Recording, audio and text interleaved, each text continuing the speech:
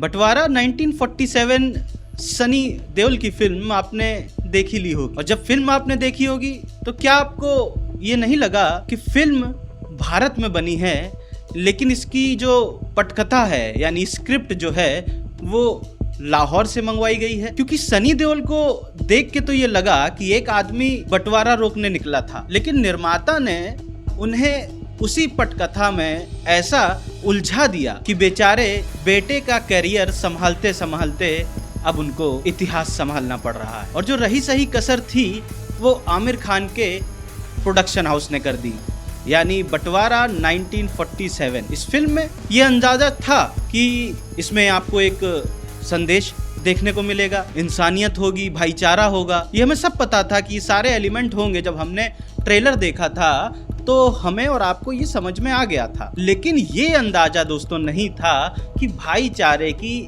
एक ऐसी भेलपूरी बनेगी कि इतिहास की एक प्लेट पूरी की पूरी गायब हो जाएगी। फिल्म का मूल भाव देखकर ऐसा लगता है जैसे 1947 में समस्या केवल इतनी थी कि हिंदू थोड़े गुस्से में थे और मुस्लिम बेचारे पाकिस्तान जाने को तैयार नहीं थे। यानी इतिहास को ऐसे पैक किया गया है मानो जैसे भाई साहब ज्यादा सवाल मत पूछिए, केवल इंसानियत देखिए। लेकिन सवाल तो दोस्तों पूछे जाएंगे, क्योंकि 1947 कोई एक काल्पनिक कहानी नहीं है। धर्म के आधार पर एक अलग राष्ट्र की मांग मुस्लिम लीग की राजनीति का केंद्रीय मुद्दा बन चुकी थी। 1940 के लाहौर प्रस्ताव से लेकर 1946 के डायरेक्ट एक्शन डे तक घटनाक्रम लगातार सांप्रदायिक तनाव की ओर बढ़ रहा था। कलकत्ता की हिंसा, नोआखली, बिहार, पंजाब और आखिर में विभाजन की आग, ये सब मात्र एक समुदाय की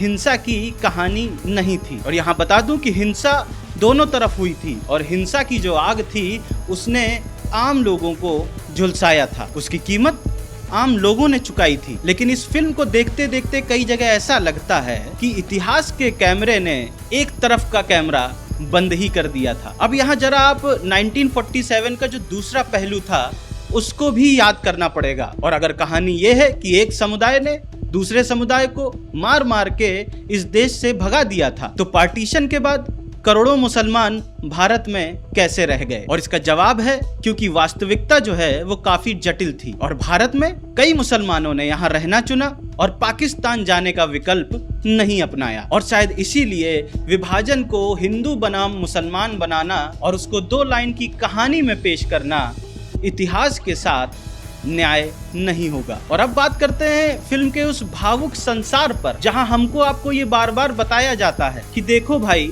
इंसानियत सबसे बड़ी चीज है। और शायद है भी, किसी ने नहीं मना किया, न मैंने न आपने। लेकिन इतिहास में इंसानियत को दिखाने के लिए इतिहास को धोने की जरूरत क्यों पड़ती है? अगर विभाजन की कहानी है तो डायरेक्ट एक्शन डे को भी याद रखिए। कलकत्ता में 16 अगस्त 1946 में मुस्लिम लीग के आह्वान पर डायरेक्ट एक्शन डे हुआ, और इसके बाद सांप्रदायिक हिंसा हुई। उसके बाद हिंसा दूसरे जगहों पर भी फैली, जिसके बाद प्रतिशोध का जो सिलसिला था वो चलता रहा। यानी कहानी इतनी सीधी नहीं है कि एक तरफ मासूम लोग थे और दूसरी तरफ खलनायक थे। और इतिहास दोस्तों कोई बॉलीवुड की 2 घंटे की स्क्रिप्ट या मूवी नहीं है कि इंटरवल के पहले मूवी में एक विलन तय कर दिया गया और क्लाइमेक्स में इंसानियत की जीत करा दी, मामला खत्म। अरे भाई साहब, इतिहास में कई बार विलेन जो होता है वो राजनीति होती है, सत्ता होती है, डर होता है, भीड़ की मानसिकता होती है और नेताओं के फैसले होते हैं। लेकिन फिल्म अगर आपको केवल इमोशनल करके थिएटर के बाहर भेज दे और इतिहास पर सवाल करने की इच्छा ही न छोड़े, तो फिर कई सवाल फिल्म पर उठेंगे ही। और यहाँ पाकिस्तान वाला एंगल तो और भी मजेदार है, क्योंकि फिल्म को देखने के बाद ऐसा कई बार लगता है कि जिसने फिल्म की पटकथा लिखी है उसने सोचा होगा, जनाब पाकिस्तान भारत का बंटवारा हो गया, अब दोनों तरफ से मोहब्बत दिखा दो, बाकी इतिहास की बात रही तो वो तो हम एडिटिंग में संभाल ही लेंगे। अब यहाँ दोस्तों जरा एक कल्पना करिए कि पाकिस्तान में किसी हिंदू की मौत हो जाती है, उसकी अर्थी उठती है, उस अर्थी के आगे टोपी लगा के लाखों मुसलमान चल रहे हैं और सबकी जुबान पर चढ़ा हुआ है राम नाम सत्य है। हाँ, सिनेमा में ये दृश्य जो है बनाया जा सकता है, इसको दिखा के लोगों को भावुक भी किया जा सकता है, आंसू भी निकलवाए जा सकते हैं। लेकिन यहाँ पर एक सबसे बड़ा सवाल आता है दोस्तों, क्या दर्शक इसे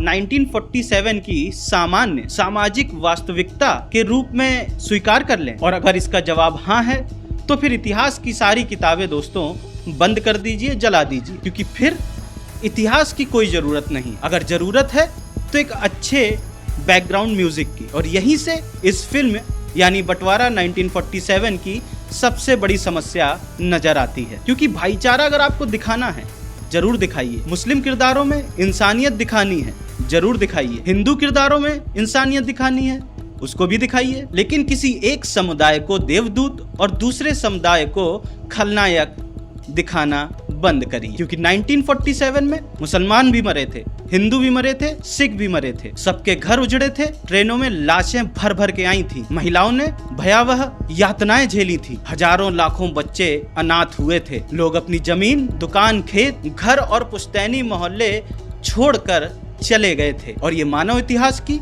सबसे बड़ी त्रासदी थी। और इसे अगर आज की राजनीति के हिसाब से चमका कर पेश करेंगे तो ये इतिहास रहेगा ही नहीं, ये एक पटकथा बन जाएगी, स्क्रिप्ट बन जाएगी, एक मूवी बन जाएगी। और रही बात सनी देओल की, तो उनके साथ तो निर्माताओं ने एक बहुत बड़ा खेल कर दिया। जिस आदमी से आम लोग गदर जैसी उम्मीद लेकर गए थे, उसे भाईचारे का ब्रांड एम्बेसडर बना दिया गया। सनी पाजी के 2.5 किलो हाथ में अगर इतिहास की किताब पकड़ा दी जाती तो शायद ज्यादा भरोसा होता। और रही बात फिल्म की, तो लास्ट में मैं ये कहना चाहता हूँ कि इस फिल्म में जो संदेश देना चाहे थे वो बहुत नेक था। नफरत मत करो, इंसानियत रखो। और मुझे नहीं लगता कि इस संदेश से कोई असहमत होगा, लेकिन अगर संदेश अच्छा हो जाता है तो क्या इतिहास अपने आप सही हो जाएगा? इसका जवाब मुझे आप कमेंट में जरूर दीजिएगा। और यहाँ इतिहास को अगर अच्छा दिखाना है तो ये जरूरी नहीं है कि इतिहास को मीठा करा जाए। अगर इतिहास कड़वा है तो उसको कड़वा ही दिखाइए, क्योंकि 1947 की सच्चाई इतनी बड़ी थी कि ना तो उसे हिंदू मुसलमान के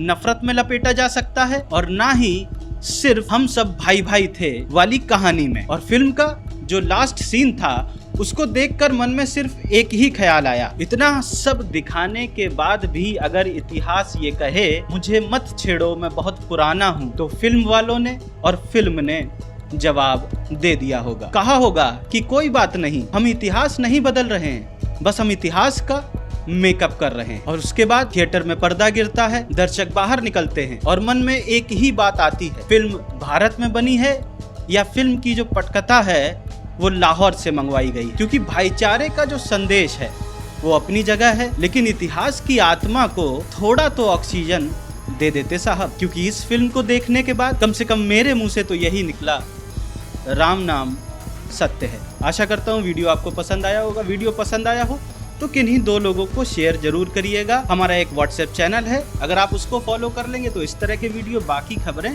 आप तक जल्दी पहुँच जाया करेंगी। हमारे और भी सोशल मीडिया हैं, उनको फॉलो कर लेंगे तो हम तक पहुँचने का एक आसान जरिया आपको मिल जाएगा। आज के लिए बस इतना ही, फिर जल्दी मिलूंगा, तब तक के लिए जय हिंद, जय भारत, नमस्ते।